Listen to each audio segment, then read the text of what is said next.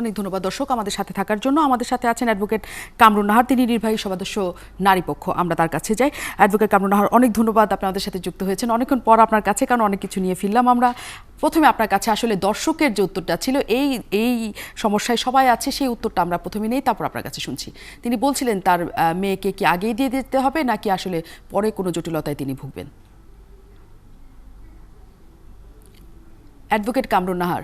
জি জি আপা, আমি আপনাকে প্রথম অংশটুকু শুনতে পারিনি।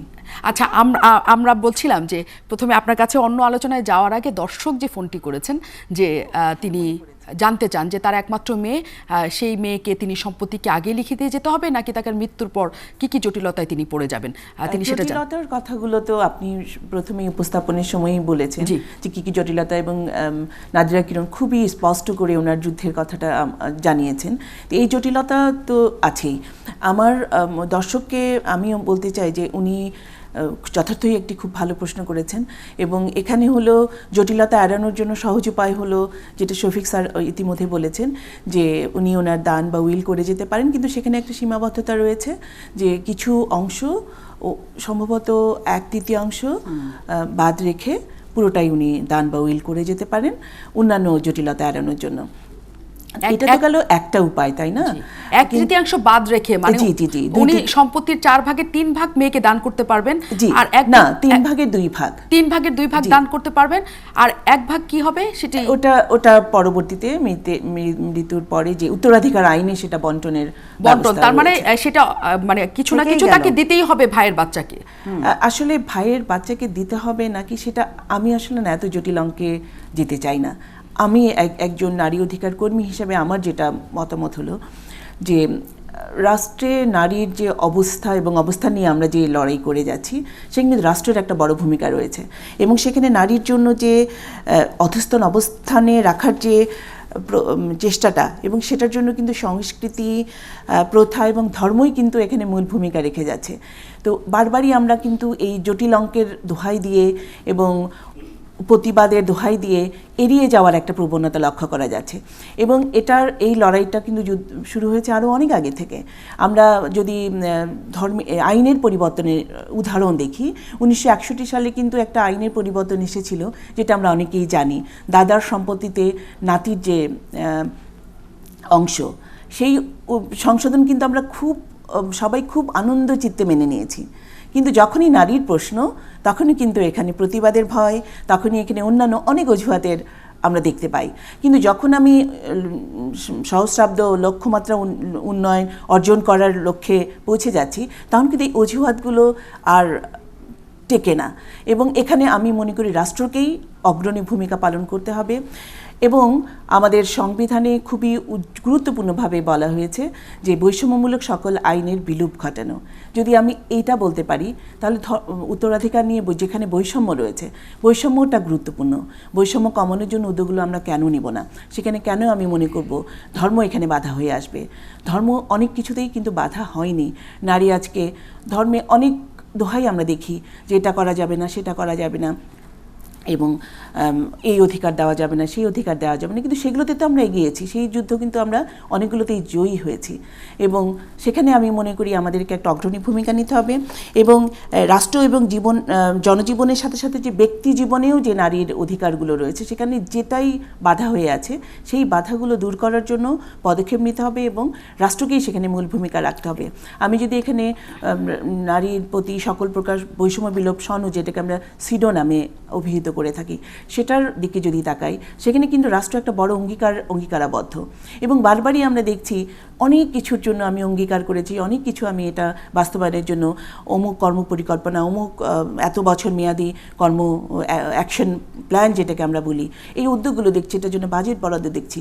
কিন্তু যখন আমরা সিডো বা সেই বৈষম্যমূলক সনদ নিয়ে আলোচনায় আসি, তখন কিন্তু আমরা দেখতে পাই যে 2 নম্বর অনুচ্ছেদের ব্যাপারে এখনও আমরা ভয়ে আছি। কিন্তু এদিকে আমরা যদি এসডিজি, এমডিজি অনেক লক্ষ্য অর্জনে অগ্রণী ভূমিকা রাখছি, তাহলে এই বাধাটা কেন? শুধুমাত্র ভয় হলো আমার সেই যে ধর্মের কথা, আবার সেই সংস্কৃতির কথা, এবং এটা হলো নারীকে পিছিয়ে রাখার একটা অপচেষ্টা। তো সেক্ষেত্রে ফরিদউদ্দিন মাসুদ যেটা বলছিলেন যে ধর্ম সবসময় সমবন্টনে বিশ্বাস করে এবং আশেপাশে যত মানুষ আছে স্বার্থপরতা নয়, সকলকে নিয়ে সে ধর্ম মানে সম্পত্তির বন্টনের দিকে ধর্ম ইঙ্গিত দেয়। কাজেই সে স্বার্থপরতার বাইরে সকলকে নিয়েই সেটা করা, সেটার কি বিরোধিতা করার কোনো সুযোগ আছে? অবশ্যই নয়। আমি বিশ্বাস করি সৃষ্টিকর্তা যেখানে নর শিশু এবং নারী শিশুর জন্মের ক্ষেত্রে বৈষম্য করেননি, এই বৈষম্য কখনোই সৃষ্টিকর্তার তৈরি হতে পারে না। যদি আমি বিশ্বাস করি ধর্ম হলো সৃষ্টিকর্তার তৈরি। অনেক ধন্যবাদ। একজন দর্শক ফোন করেছেন। দর্শক কোথা থেকে বলছেন, নাম বলে প্রশ্ন করুন। দর্শক শুনতে পাচ্ছেন? দর্শকের লাইনটি বোধহয় কেটে গেছে, নিশ্চয়ই আপনি আমাদের ফোনে যুক্ত হবেন, আমরা জানবো আপনার কাছে। নাদিরা কিরণ, দুই লাইনে জানতে চাই আপনার কাছে, কারণ ফরিদউদ্দিন মাসুদের কাছে আমার মূল প্রশ্ন তাহলে থাকবে যে যে ধর্মের কথা বলা হচ্ছে, কারণ আমরা তো আসলে এটা একটা ধর্মপ্রধান দেশ, এই ধরনের অবস্থান, আমার একটা অসাম্প্রদায়িক দেশ আমরা হিসেবে সবসময়ের জন্য পরিচিত, কিন্তু আমরা আবার সম্পত্তি ভাগাড়ার ক্ষেত্রে ধর্ম মানি, সকলের ধর্ম মানি। তাহলে এই যে ধর্ম মানতে হবে, মুসলিম হিসেবে আমাকে ইসলাম ধর্ম মেনে সম্পদ বাটোয়ারা করতে হবে, যদিও আমাদের প্রচুর আইন ইসলাম ধর্মের বাইরের আইন আছে, কিন্তু সম্পদ বাটোয়ারার ক্ষেত্রে আমাদের এই ইসলামী আইনই যখন মানতে হয়, তখন আমাদের আর কোনো উপায় সেখানে থাকে কিনা?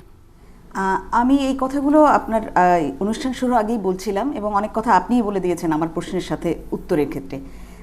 ঠিকই আমি বলতে চাই যে ইসলামী ল মানতে আমাদের তো কোনো বাধা নেই, আমরা অবশ্যই মানব, কিন্তু আমাদের দেশটি আসলে অসাম্প্রদায়িক একটি দেশ, এবং আমি বলতে চাই যে আমরা যখন অন্যান্য লগুলো করি, আসলে আইনগুলো কাদের জন্য? জনমানুষের জন্য, এবং সেই ইসলামও মানে আমি বলবো যে আবর্তিত হয়েছে মানুষের জন্যই। এবং ইসলামেরই দোহাই দিয়েই যদি শুধুমাত্র নারীর সম্পত্তি অধিকারের ক্ষেত্রে প্রসঙ্গটি আসে, তাহলে আমি সেক্ষেত্রে আমি বলতে চাই, যখন নারী নীতি নিয়ে যখন কাজ হচ্ছে, তখন আমি বলবো মোল্লাদের সাথে আমরা কথা বলেছি, এবং এই বিষয়ে কাজ করেছেন চিন্তাবিদ আছেন, তারাও কিন্তু বলেছেন যে ইসলামী একটি টার্ম আছে যে জনকল্যাণে যে কোনো বিষয় আলোচনার মাধ্যমে তা সমাধান করা যেতে পারে। সেই ক্ষেত্রে ইসলামী লতে নারীর সম্পত্তির ক্ষেত্রে যদি যে বিষয়গুলো লেখা আছে, যে দিক নির্দেশনা দেওয়া আছে, সেটা সে সময়ের আবর্তন রেখে আপনি সে বিষয় করলে আপনার হয়তো বাধা নেই, কিন্তু আমাদের দেশে অসাম্প্রদায়িক একটি দেশে ল্যান্ডলটাও তো আপনার করা যেতেই পারে। আর আপনি যে প্রসঙ্গটি তুলেছেন, হ্যাঁ, অন্যান্য ক্ষেত্রে বাংলাদেশের যদি কাঠামোগতভাবে ধর্মীয় বিষয়গুলো সব পালন করা হয়, তাহলে এদেশের কালচার, এদেশের চলচ্চিত্র, এই দেশে যেভাবে চলছে সবই বন্ধ করে দিতে হবে। আপনার পয়েন্টে নিলাম। নাদিরা কিরণ, আরেকটা জিনিস আমাকে একটু বলতেই হচ্ছে, অন্যান্য সবকিছুতে কিন্তু আমি যে মোল্লারা এখন এই বিষয়গুলোকে নিয়ে এত মানে চলছে, তা নিয়ে কোনো কথা নেই। শুধুমাত্র নারীর ইস্যুতে কেন তাদের এত সোচ্চার হওয়ার ব্যাপার? তার ঘরের মেয়েটির কথা তারা তখন ভাবছেন না। তখন এটাকে আপনাকে বুঝতে হবে, নারীর ক্ষমতায়নের পথে ওই পাওয়ার এক্সারসাইজ, ওখানেই পুরুষতান্ত্রিকতা, এই জায়গাগুলোকে কিন্তু রাষ্ট্রকে ভাবতে হবে, এবং রাষ্ট্র কিন্তু ল্যান্ড ল এদেশে প্রবর্তিত আছে। তাহলে এই জায়গায় ভয় পাচ্ছেন কেন? অন্যান্য জায়গাগুলোতে রাষ্ট্র ভাবার ক্ষেত্রে ভয় পাচ্ছেন না, শুধুমাত্র নারীর লয়ের ক্ষেত্রেই নারী কেন ভয় পাচ্ছেন, সেই উত্তরটা নিশ্চয়ই ব্যারিস্টার শফিক আহমেদের কাছ থেকে আমরা নিতে পারবো। একজন দর্শক ফোনে যুক্ত হয়েছেন। দর্শক কোথা থেকে বলছেন, নাম বলে প্রশ্ন করুন। আমি মিরপুর থেকে বলছি। জি, আমি মিরপুর, আমার নাম মোহাম্মদ মিকাইল শেখ। জি, আমার নাম মোহাম্মদ মিকাইল শেখ, আমি মিরপুর থেকে বলছি। জি, বলুন ভাই। আমার প্রশ্ন হলো যে মানুষ সম্পত্তি যদি আত্মীয় স্বজন পায় কিংবা ভাই বোনেরা পায়, তখন ওই লোকটা অসহায়, তখন তো ভাই বোনেরা আত্মীয় স্বজন দেখে না, দেখলে তো মেয়েরাই দেখে। এই ব্যাপার কেমন হয়? অনেক ধন্যবাদ মৌলানা ফরিদউদ্দিন মাসুদ। আপনি দর্শকের প্রশ্নটা কি শুনতে পেয়েছেন? ছোট্ট একটা প্রশ্ন করেছেন উনি। না, শুনতে পাইনি। দর্শক আমাদের প্রশ্ন করেছে যে যখন আমরা কোনো বিপদে পড়ি বা যখন আমরা চলি, তখন আমার মেয়ে আমার পাশে এসে দাঁড়ায়, আমার তো ভাইরা এসে পাশে দাঁড়ায় না, কাজে আমার কেন সম্পত্তির অধিকার আমার ভাইকে দিতে হবে? এটা হলো ওনার ব্যক্তিগত একটা সমস্যা। জি, নইলে ইসলাম ভাইকেও বলেছে পাশে এসে দাঁড়ানোর জন্য। এখন আপনি যদি ইসলামের দৃষ্টিভঙ্গিতে চিন্তা করেন, তাহলে তো ওইভাবে দেখতে হবে। আর যদি আপনি আপনার নিজস্ব যে চিন্তা ভাবনা করেন, সেটা হলো আলাদা। নিজের চিন্তা আর ইসলামের চিন্তা আপনি সাংঘর্ষিক করবেন সেটা তো ঠিক নয়। তো আর বিষয়টা হইল আপনার যে সবগুলি বিষয়কে, যেটা আমি প্রথমেই বলছিলাম, এটা তো শুধু খালি এক চোখা দৃষ্টিভঙ্গি হইলেই তো হবে না। আমি পুরুষতান্ত্রিকা কথা বলে সব উড়ায় দিব, তাইলে তো এটা আর একটা জেন্ডার সাম্প্রদায়িকতা হয়ে যাবে। হ্যাঁ, পুরুষের পক্ষ থেকে যে সমস্ত পুরুষতান্ত্রিকতার কারণে নিপীড়ন হয় সেটাকে আমি শুদ্ধ করব, কিন্তু কোনো একটা জিনিসকে আমি শুধু খালি বিদ্বেষবশত পুরুষতান্ত্রিকতা বলবো বা শুধু খালি নারী বলবো, এই থেকে আমাকে উদার হয়ে মানুষ হিসাবে চিন্তা করতে হবে। আমি নারীকে মানুষ দেখছি না কেন, আমি পুরুষকে মানুষ দেখছি না কেন? আমাদের মূল ত্রুটিটা তো ওইখানে। আমরাও তো সেই জায়গাটাই বলছি যে আমরা মানুষ হিসেবেই দেখছি না কেন, আমরা মেয়ে এবং পুরুষ হিসেবে কেন দেখছি? যখন পুরুষটা খুবই শক্ত অবস্থানে থেকে তার সম্পত্তির ভাগ পাবে, তখন নারীর নানা জনের সাথে সেটা ভাগ বাটোয়ারা করে একটা অংশ তাকে নিতে হয়। যদিও সবসময় বলা হচ্ছে যে নারী তুলনামূলকভাবে পুরুষের চেয়ে দুর্বল এবং সে তার আর্থিক সক্ষমতার জায়গা পুরুষের তুলনায় অনেক কম, কাজে নারীর দিকেই তো তার বাবার সম্পত্তির জায়গাটা বেশি শক্ত অবস্থানে থাকাটা দরকার।